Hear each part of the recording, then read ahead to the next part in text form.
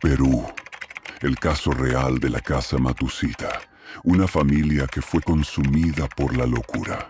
Probablemente ya hayas oído hablar de la casa Matsushita, frente al edificio de la Telefónica en Lima. Pero lo que pocos recuerdan es a la familia que la habitó en los años 40 y que fue consumida por la locura. Desde entonces, vecinos aseguran escuchar gritos ahogados que emergen de sus muros tapiados. Otros juran haber visto sombras moverse en habitaciones donde nadie había entrado jamás. Cada año, los testimonios coinciden en lo mismo. La casa nunca dejó de respirar bajo la ciudad. En los años 40, la Lima de contraste se debatía entre la modernidad y las supersticiones que aún resistían en sus calles. Los tranvías recorrían el centro histórico, mientras los periódicos hablaban de progreso inminente. Sin embargo, en los barrios antiguos persistía un temor a lo invisible, un miedo transmitido por generaciones. Era un tiempo en que la ciudad buscaba avanzar, pero arrastraba los ecos de un pasado enterrado.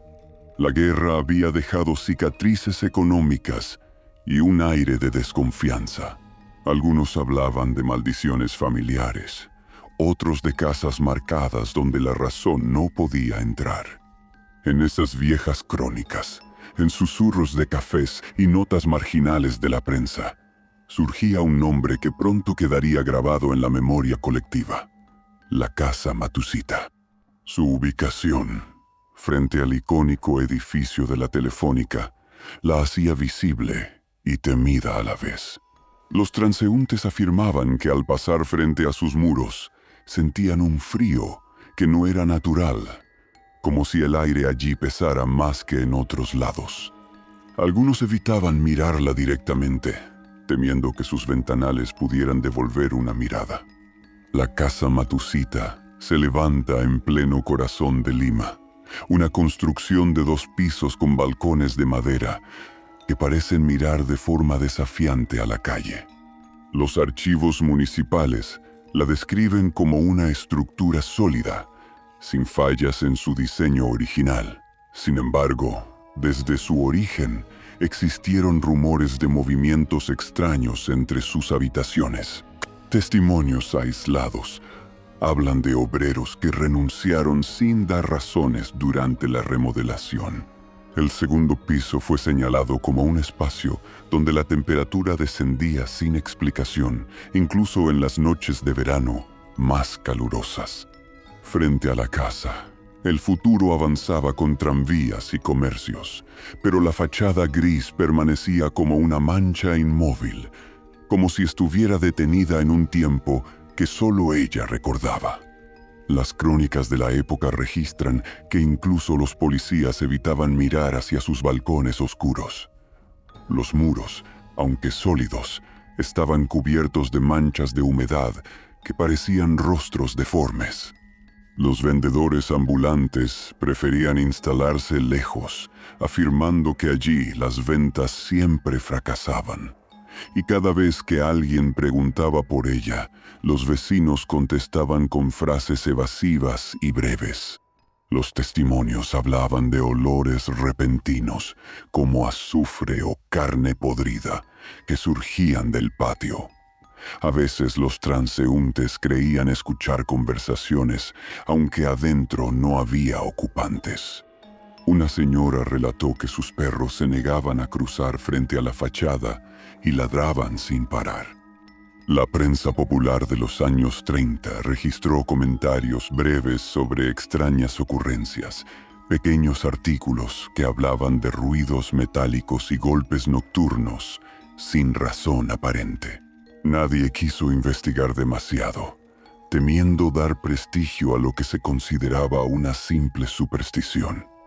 Sin embargo, la insistencia de varios vecinos terminó construyendo una memoria colectiva. La casa ya era mencionada en susurros mucho antes de que alguien se atreviera a mudarse. Con el tiempo, su reputación se convirtió en una advertencia. Los recién llegados al barrio recibían siempre el mismo consejo: no vivir ni mirar demasiado allí. Un documento policial perdido mencionaba denuncias por ruidos imposibles de comprobar, y se anotó que varias lámparas de la calle explotaban al iluminar directamente la fachada. En un recorte olvidado de 1938, aparece la foto de la casa, con un rostro mirando desde el balcón, aunque la casa estaba oficialmente vacía. A comienzos de los años 40, una familia de clase media, venida de enfrentar tiempos difíciles, decidió mudarse a la misteriosa vivienda. Buscaban estabilidad y veían en ella una oportunidad económica. El padre trabajaba en una oficina cercana y la madre observaba con ilusión el amplio comedor, pensando en cenas tranquilas con sus hijos. Los pequeños corrían entre cajas, celebrando la novedad de un hogar propio en pleno centro urbano. El contrato fue firmado con rapidez, pues el propietario parecía ansioso por ceder la propiedad. Algunos vecinos observaron la llegada en silencio, recordando las advertencias nunca escuchadas. Desde los balcones, la familia saludaba sonriente, ignorando los rumores que ya circulaban en secreto. Era el inicio de una historia que pronto pasaría de la rutina a lo inexplicable, sin retorno posible. El padre insistía en que la ubicación era perfecta. La madre apreciaba la luz que entraba por las ventanas, y los hijos jugaban en el patio trasero, repitiendo sus voces en un eco extraño contra los muros. Durante los primeros días, la sensación era de frescura y esperanza. En apariencia, nada presagiaba la espiral oscura que pronto se desataría. Sin embargo, en testimonios recogidos años después, los vecinos recordaron detalles distintos. Decían que la primera noche la familia encendió todas las luces, como si temieran la oscuridad. Otros aseguraban que la madre se detuvo frente a una mancha extraña en el comedor. Y el rumor más persistente afirmaba que el menor de los hijos lloró al ver una sombra pasar por el pasillo. Lo cierto es que, desde su llegada, algo invisible ya había comenzado a acompañarlos. Los primeros días transcurrieron entre cajas, muebles pesados y la ilusión de un nuevo comienzo. El padre organizaba los documentos. La madre limpiaba con esmero los pisos de madera, orgullosa de ver la casa llena de movimiento. Los hijos exploraban cada rincón con curiosidad, inventando juegos en pasillos interminables. Pero los vecinos recordaban algo distinto. Un silencio extraño cubría la casa después del anochecer. Se decía que el eco de los pasos no sonaba natural, sino más profundo y desfasado del movimiento. El patio trasero, aún soleado, parecía mantener un aire frío, como si no recibiera calor alguno. Los espejos mostraban reflejos ligeramente distorsionados, imposibles de explicar. Y cada madrugada, según testigos, se filtraba un murmullo que no coincidía con voces humanas. En el comedor, las cenas eran tranquilas, aunque algunos platos se resbalaban sin razón aparente. La madre atribuía los ruidos a corrientes de aire, mientras el padre insistía en la solidez de la casa. Los niños, sin embargo, comenzaron a dormir mal, despertando sobresaltados por sueños confusos. Se repetía la sensación de que alguien más ocupaba los cuartos. Los días eran luminosos, pero las noches traían un peso denso, difícil de ignorar. Un documento oral recogido décadas después menciona una visita inesperada del párroco local. Según el testimonio, había sido alertado de que algo oscuro rondaba en la vivienda. Al entrar, dijo haber sentido un frío seco que le recorrió la espalda. Anotó en su libreta que el aire parecía cargado, como si alguien respirara demasiado cerca. En una foto familiar tomada en el comedor, una sombra oscura se reflejaba en el espejo vacío. Pronto, Los vecinos comenzaron a notar que algo no era normal durante las noches en la Matusita. En repetidas ocasiones aseguraron escuchar pasos pesados que recorrían el segundo piso vacío. Otros describían arrastres metálicos, como si muebles fueran movidos en plena madrugada. La policía recibió denuncias menores archivadas sin explicación en informes administrativos. Los testimonios coincidían en que los ruidos eran constantes y seguían un patrón extraño. Siempre se escuchaban entre la medianoche y las 3 de la mañana. Una anciana dijo que eran discusiones ahogadas, voces mezcladas en tonos imposibles de entender. Los registros orales recogidos décadas después reforzaban la precisión de estas coincidencias. Era como si la casa contuviera una vida nocturna paralela que nadie podía identificar. Algunos vecinos intentaron confrontar a la familia, pero fueron recibidos con miradas evasivas. La madre decía no escuchar nada, aunque su expresión denotaba un cansancio difícil de ocultar. Los niños parecían nerviosos en la escuela, murmurando sobre figuras que caminaban de noche. El padre, en cambio, respondía con enojo, negando todo y atribuyendo los rumores a envidia. Ese contraste reforzaba la sospecha de que algo perturbador ya comenzaba a corroerlos. Un documento de la comisaría de Lima, fechado en 1942, confirma la existencia de estos reportes. El archivo menciona llamadas por gritos y ruidos, pero también la ausencia de pruebas. La policía concluyó que se trataba de percepciones colectivas y cerró el caso.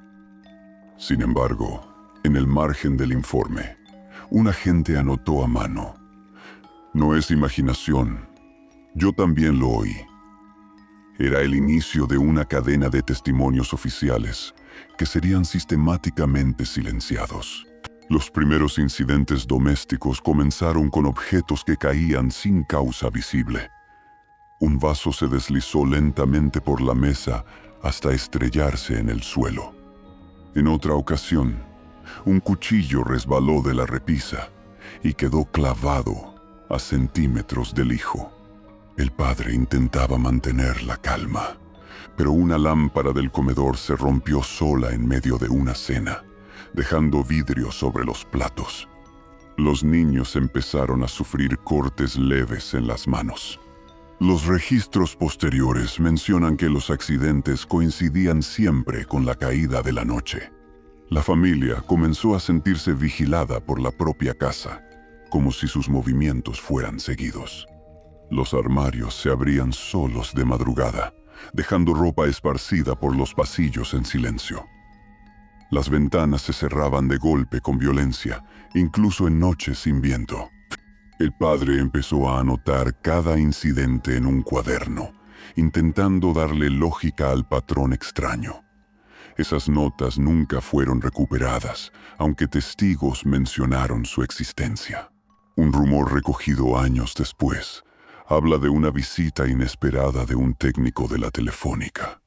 El hombre, al subir al segundo piso, escuchó el crujir de pasos detrás de él en un cuarto vacío. Aseguró que una cortina se movió suavemente, aunque todas las ventanas estaban cerradas. Cuando bajó, su rostro estaba pálido y se negó a volver a entrar sin dar más explicaciones. En un reporte policial, se adjuntó una foto del comedor con cubiertos flotando sobre la mesa. Con el paso de las semanas, la vida cotidiana de la familia comenzó a fragmentarse. El insomnio se convirtió en la norma, con noches interrumpidas por ruidos que no podían identificar. La madre empezó a mostrar ojeras profundas, reflejo de un cansancio que nunca se aliviaba. Los hijos, cada mañana, llegaban a la escuela con los ojos rojos y un silencio extraño. El padre, por su parte, evitaba hablar de lo ocurrido como si callar fuera la única defensa. Las discusiones se hicieron frecuentes. El tono de las voces se volvía agresivo, desproporcionado para lo que se discutía. Los vecinos escuchaban gritos aislados seguidos de un silencio absoluto. Lo que al inicio era una mudanza prometedora, se transformaba en un foco de hostilidad creciente. Registros orales, recopilados décadas después, mencionan un patrón de cambios de carácter abruptos. El padre mostraba accesos de ira sin motivo. La madre respondía con llanto y episodios de histeria. Los hijos permanecían en silencio, dibujando lo que veían en sus sueños inquietantes. Era como si la casa alterara sus emociones, amplificando cada sombra en la mente de todos. Un informe médico de la época registra que la madre fue atendida por crisis de ansiedad aguda. El doctor escribió que no hallaba causas físicas, solo un ambiente familiar cargado y enfermizo. En los márgenes del documento, sin firma oficial, alguien anotó: no es ambiente, es la casa. Este detalle, nunca incluido en la versión pública, refuerza la sospecha de manipulación. La transformación ya no era un rumor, sino un deterioro registrado en papeles oficiales. Las primeras visiones comenzaron de manera discreta, con sombras que cruzaban pasillos vacíos. La madre aseguró haber visto una figura detenida junto a la ventana del comedor. El padre, aunque escéptico, admitió escuchar una voz que lo llamaba por su nombre. Los hijos, entre susurros, confesaban que alguien se sentaba en sus camas. Eran episodios breves, pero cada vez más imposibles de ignorar para todos. Los vecinos confirmaban haber visto siluetas tras las ventanas clausuradas del segundo piso, figuras estáticas que parecían observar sin moverse. En las madrugadas, testigos oyeron susurros claros que repetían los nombres de la familia. Aún así, ninguna investigación oficial registró lo ocurrido. Los rumores crecieron y se mezclaron con relatos de antiguos inquilinos. Algunos decían que el eco de los gritos se repetía en las paredes. Otros mencionaban que los espejos mostraban figuras detrás de quien los usaba. La madre confesó a un vecino que sentía respiraciones frías cerca de su cuello. El miedo se volvió rutina y la frontera entre lo real y lo imposible se hizo más delgada. Un recorte de prensa de 1942 mencionó brevemente luces extrañas en la zona, pero en el archivo fotográfico adjunto apareció una imagen que nunca se publicó.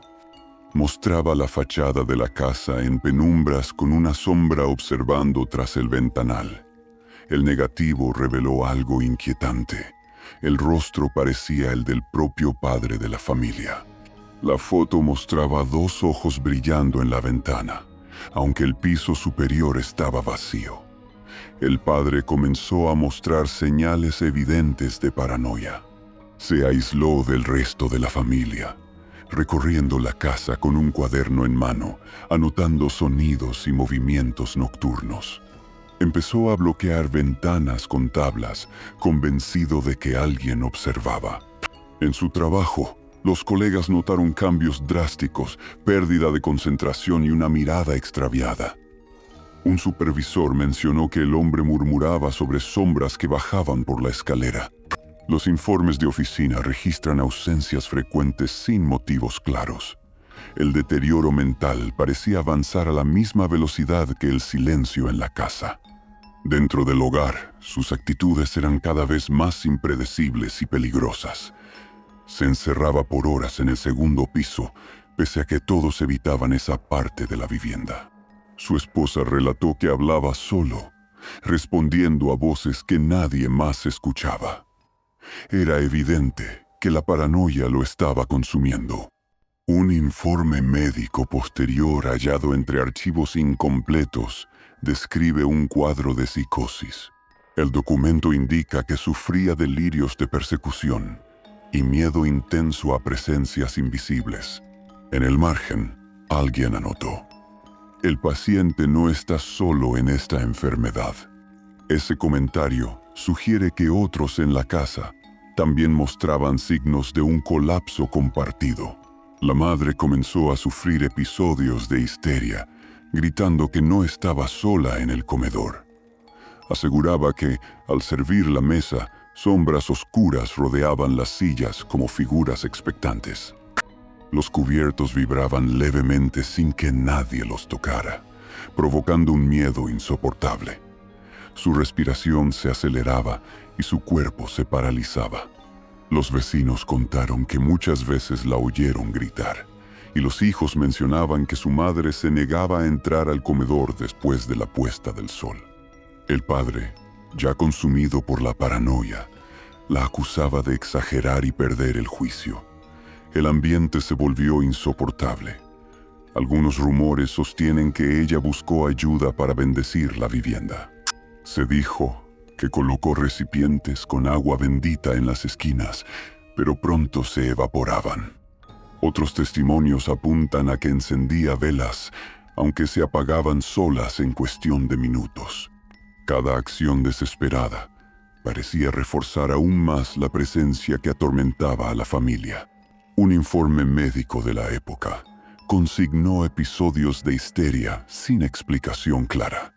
Sin embargo, en notas marginales se describen visiones coincidentes de sombras múltiples. Un testigo externo, citado en un documento policial, afirmó ver sillas moverse por sí solas. Lo inquietante es que su declaración fue tachada y reemplazada por silencio. En una fotografía del comedor, 3 sillas aparecían ocupadas, pero nadie estaba sentado allí. Los hijos comenzaron a manifestar señales perturbadoras en sus juegos y tareas escolares. En lugar de escenas cotidianas, llenaban sus cuadernos con dibujos grotescos y deformes. Figuras humanas sin rostros, cuerpos doblados y casas oscuras se repetían constantemente. Los maestros notaron el cambio y registraron su preocupación. Los testimonios recogidos décadas después mencionan que los niños hablaban entre ellos, diciendo que las figuras les dictaban qué trazar en el papel, como si fueran voces invisibles. Uno de los dibujos mostraba claramente la silueta de la casa con ventanas negras y vacías. Otro representaba a una familia sentada en una mesa rodeada de sombras con garras extendidas. Los trazos, aunque infantiles, tenían una precisión que inquietaba. La madre intentó destruir algunos de esos cuadernos, pero los hijos dibujaban de nuevo al instante. Los vecinos aseguraban haber visto papeles arrojados por las ventanas con esas mismas imágenes. Un documento de la escuela primaria fechado en 1943 aún conserva algunas páginas originales. En ellas se aprecian siluetas desfiguradas. Los especialistas modernos sugieren que podrían ser símbolos de un trauma severo. Otros, sin embargo, sostienen que eran reproducciones fieles de presencias reales. Los vecinos comenzaron a escuchar con claridad gritos provenientes de la casa en plena madrugada. No eran simples discusiones, sino voces múltiples que se superponían violentamente. Algunos aseguraban que los gritos parecían dirigirse a alguien invisible. Varias denuncias fueron registradas en la comisaría, pero al llegar los agentes, todo estaba en silencio absoluto y sin señales. Los documentos policiales describen estas quejas como inconsistentes. Era evidente que se evitaba profundizar en lo que ocurría tras esos muros. Algunos testimonios orales hablan de frases inconexas mezcladas con insultos. Otros aseguran que había súplicas de niños pidiendo que se detuviera a alguien que no se veía. Un hombre relató que escuchó claramente un «vete», repetido por varias voces al mismo tiempo. Un recorte periodístico de la época insinuó que algo inhabitable perturbaba a los moradores, pero el artículo fue retirado al día siguiente. Aún así, circuló de boca en boca que el testimonio era veraz. Ese mismo documento mencionaba un dato que nunca apareció en la versión oficial. Los gritos provenían del comedor, pero las ventanas mostraban sombras moviéndose solas. La tensión dentro de la casa alcanzó un punto crítico con episodios de violencia inexplicable. Los utensilios comenzaron a ser arrojados repentinamente durante las comidas. Los hijos lloraban aterrados, mientras la madre intentaba contener un caos que no podía explicar. El padre, en estado de furia, atribuía todo a la histeria y se negaba a aceptar lo que sucedía. Los vecinos escuchaban golpes secos provenientes de las paredes interiores. En varias ocasiones, vidrios estallaron hacia la calle. Los informes policiales recogieron quejas, pero concluyeron con la frase, hechos sin constancia. Dentro, los muebles aparecían volcados cada mañana sin que nadie recordara haberlos movido. La madre escribió en un diario que el comedor se reorganizaba solo durante la madrugada. Los niños hablaban de sombras que empujaban los armarios y lanzaban juguetes contra el suelo. La cocina era un campo de ruinas al amanecer, con ollas deformadas y alacenas abiertas. El hogar se transformó en un escenario de destrucción constante y progresiva. Un documento forense de 1940 y 3 menciona lesiones menores sufridas por los integrantes de la familia. Rasguños, cortes y hematomas eran frecuentes, pero nunca se halló una causa material evidente.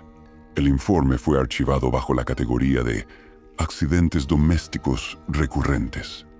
Sin embargo, un médico anónimo escribió en el reverso, estas heridas no son accidentales.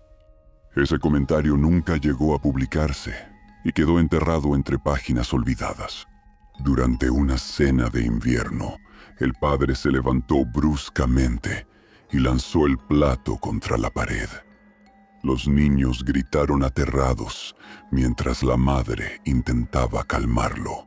De pronto, tomó un cuchillo y lo golpeó contra la mesa repetidas veces hasta astillarla. Su mirada estaba perdida. En ese momento, comenzó la secuencia de violencia que marcaría el destino de la familia.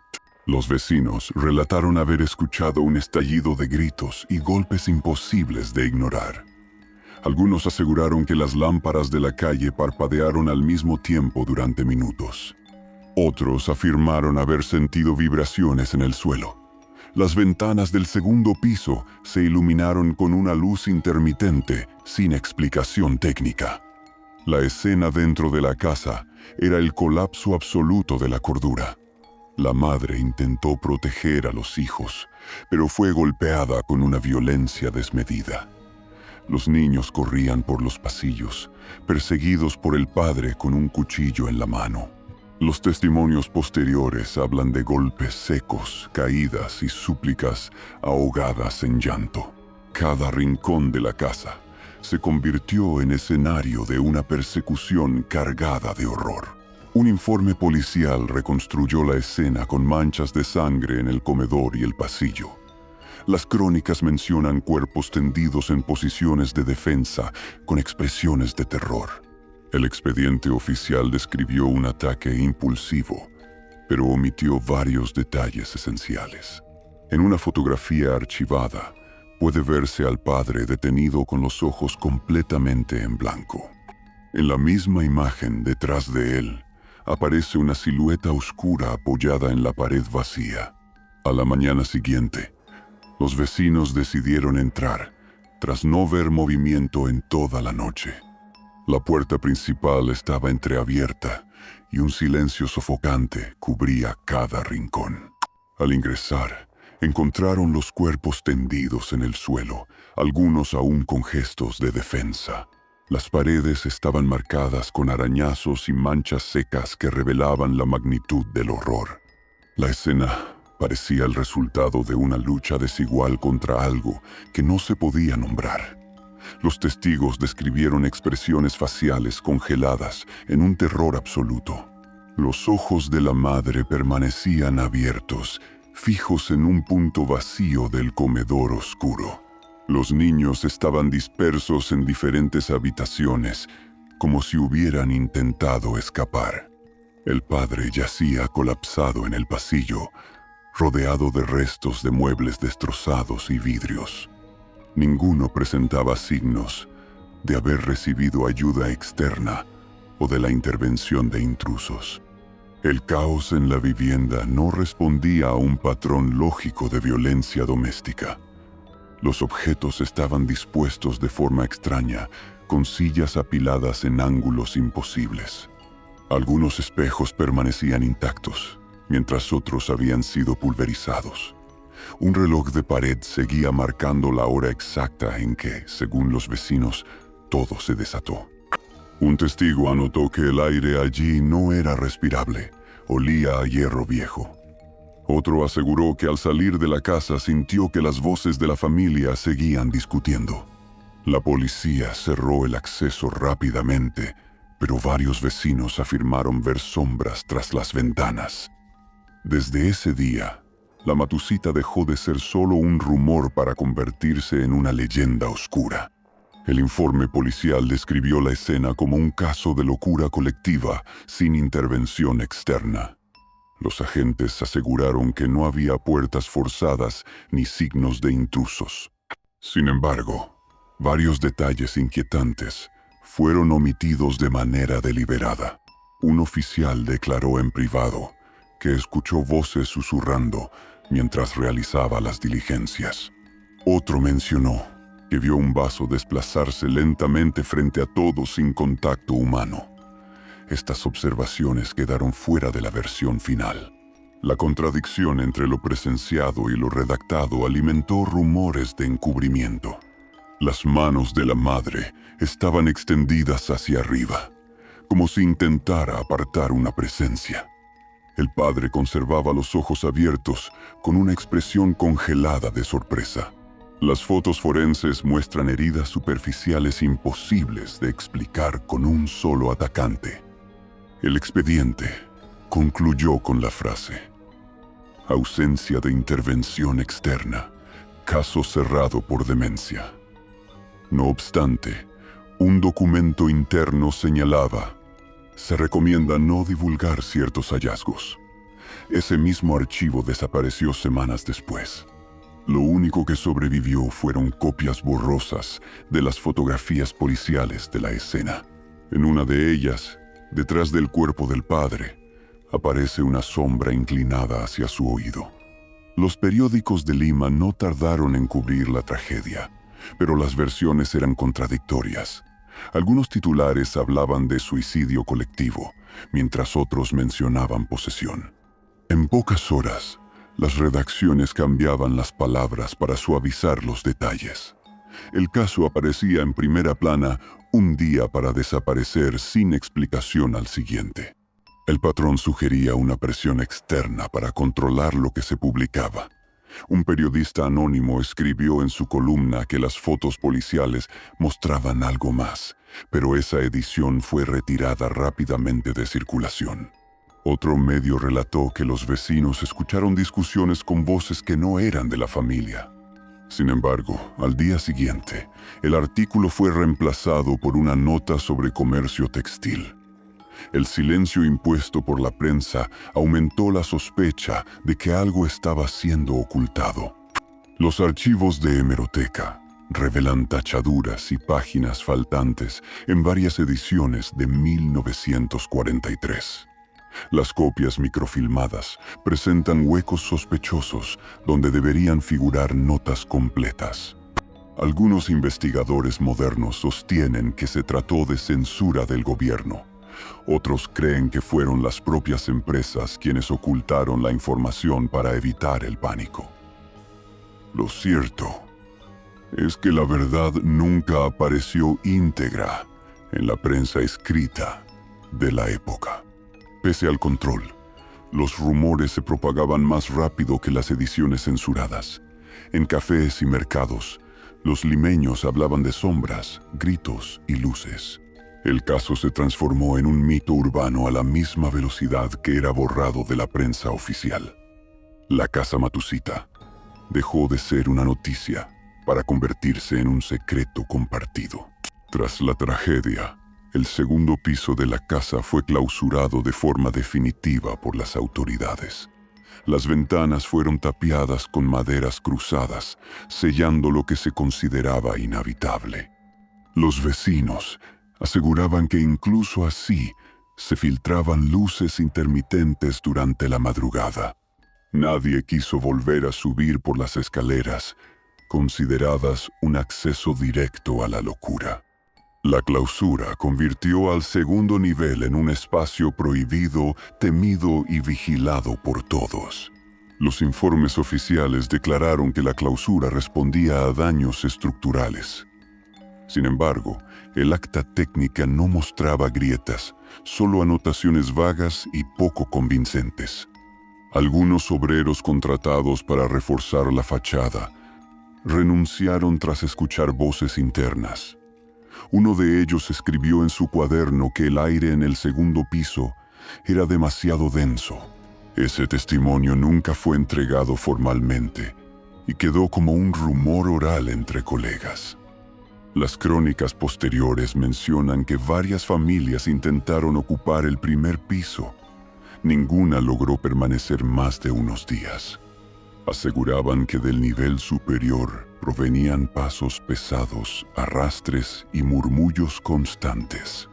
Los comerciantes de la zona confirmaban ver sombras cruzando las ventanas clausuradas. El segundo piso, aunque sellado, seguía comportándose como un organismo vivo e inquietante. Un documento policial de 1944 consigna que 2 agentes escucharon una risa proveniente de arriba. El registro final anotó únicamente ruidos externos no confirmados, ocultando la declaración real. Las versiones orales sostienen que los 2 hombres se negaron a regresar al inmueble. Los vecinos repetían que la clausura no detuvo la actividad, solo la hizo más imprevisible. En una fotografía de archivo, una mano blanca asomaba entre las tablas que cubrían la ventana. Con los años, la casa permaneció deshabitada, pero fue asignada a guardias nocturnos del barrio. Los informes orales recogen que varios de ellos renunciaron tras pocas semanas de vigilancia. Declaraban escuchar risas apagadas que provenían del segundo piso clausurado. Otros afirmaban ver sombras cruzar lentamente de un extremo a otro de las ventanas selladas. El silencio de la madrugada se interrumpía con gritos súbitos imposibles de ubicar en la calle. Algunos guardias describieron voces claras que repetían nombres ajenos, nunca los suyos propios. Uno aseguró que escuchó cómo alguien lo llamaba desde adentro, con el tono exacto de su voz. Otro relató haber visto un rostro presionarse contra la tabla de la ventana sin romperla. Las anotaciones fueron descartadas como fatiga nocturna en los informes oficiales. Sin embargo, los hombres que trabajaron allí jamás volvieron a aceptar turnos en la zona.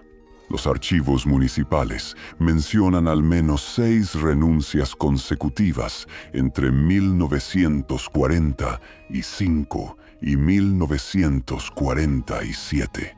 En cada caso, los guardias entregaban sus uniformes sin dar explicaciones convincentes. Algunos solo decían: "Ahí arriba no es un lugar para quedarse solo de noche". El patrón de abandono reforzó la fama de la casa. Era evidente que algo persistía en el interior, ajeno al paso del tiempo y al control humano. A pesar de los intentos de las autoridades por restar importancia, los rumores se intensificaron. Los vecinos repetían que cada guardia duraba menos que el anterior y que algunos terminaron enfermos tras solo unos días allí. Un informe médico aislado menciona colapsos nerviosos asociados a insomnio extremo. La versión oficial, en cambio, redujo todo a problemas personales y nunca a la influencia de la casa. En la década de 1960, la fama de la casa Matsushita atrajo a los primeros grupos de investigadores. Psicólogos locales solicitaron acceso nocturno, convencidos de que registrarían pruebas concluyentes. Las autoridades otorgaron un permiso limitado para ingresar solo al primer piso del edificio. Aún así, la tensión se apoderó del grupo apenas cerraron la puerta detrás de ellos. Las crónicas señalan que llevaron cámaras, grabadoras y material de registro forense. Uno de los hombres sufrió un colapso nervioso apenas cruzó el umbral del comedor principal. Otro aseguró que sintió que alguien lo sujetaba del brazo con una fuerza invisible y dolorosa. Las grabaciones de audio recogieron golpes secos, pasos y risas lejanas. El material revisado posteriormente contenía interferencias que distorsionaban todas las cintas. Varios miembros abandonaron la investigación, negándose a hablar del tema en público. Los informes no oficiales describen mareos, vómitos y desmayos durante la corta expedición. Un investigador relató que la sensación era como respirar aire envenenado. Algunos aseguraron que escucharon oraciones en idiomas desconocidos resonando en las paredes. Años después, en entrevistas aisladas, algunos sobrevivientes confesaron detalles inquietantes. Uno de ellos afirmó que vio un rostro reflejado en un espejo, aunque nadie estaba cerca. Otro aseguró que en el segundo piso clausurado se escuchaban pasos corriendo hacia la escalera. Las copias de sus informes desaparecieron de archivos oficiales sin explicación aparente. Una de las pocas fotos rescatadas muestra al grupo con una figura más que nadie recuerda. Con el paso de los años, las versiones populares sobre el origen de la maldición se multiplicaron. Algunos sostenían que la casa había sido construida sobre un antiguo cementerio colonial. Otros hablaban de rituales secretos practicados en su interior por sociedades ocultas o incluso de experimentos militares encubiertos realizados en el segundo piso. Cada rumor añadía una capa más al misterio, alejando cualquier posibilidad de explicación única. La prensa sensacionalista de los 70 explotó esas versiones, alimentando el mito popular. Titulares hablaban de la casa como puerta al infierno. A medida que la ciudad modernizaba sus calles, la Matsushita permanecía intacta, sospechosa. Nadie quiso demolerla ni reutilizarla, pese al valor del terreno en pleno centro de Lima. Esa resistencia alimentó las versiones de que existían órdenes explícitas de preservarla. Ante la creciente ola de rumores, el gobierno local decidió intervenir de manera definitiva. En 1970 se emitió una ordenanza que prohibía cualquier ingreso nocturno a la casa Matsushita. El documento argumentaba razones de seguridad pública y prevención de accidentes graves. Sin embargo, la medida se interpretó como un reconocimiento tácito de la peligrosidad del lugar. Por primera vez, la ley confirmaba de forma indirecta lo que los vecinos sospechaban desde décadas atrás. Los archivos municipales muestran actas selladas que restringen visitas a partir de las 6 de la tarde. Quienes fueran sorprendidos en el interior podían enfrentar sanciones severas. Los periódicos publicaron la noticia con breves notas, sin entrar en detalles sobre las causas reales. La orden generó más curiosidad, atrayendo a jóvenes que buscaban desafiar la prohibición. Muchos de ellos regresaron perturbados, asegurando haber visto luces y sombras en el interior. Algunos testimonios de la época hablan de militares custodiando la entrada por las noches. Los vecinos recuerdan ver patrullas estacionadas frente al edificio durante horas. El informe policial de esos días menciona mantenimientos de rutina, sin mayor explicación. Un recorte fotográfico de la época muestra a un agente cerrando con cadenas la puerta principal. En la imagen, al fondo, parece distinguirse un resplandor difuso en una ventana tapiada.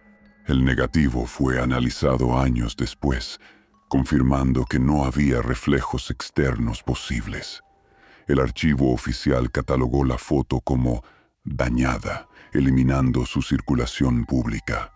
Con el paso de los años, la Casa Matucita se consolidó como el mito urbano más temido de Lima.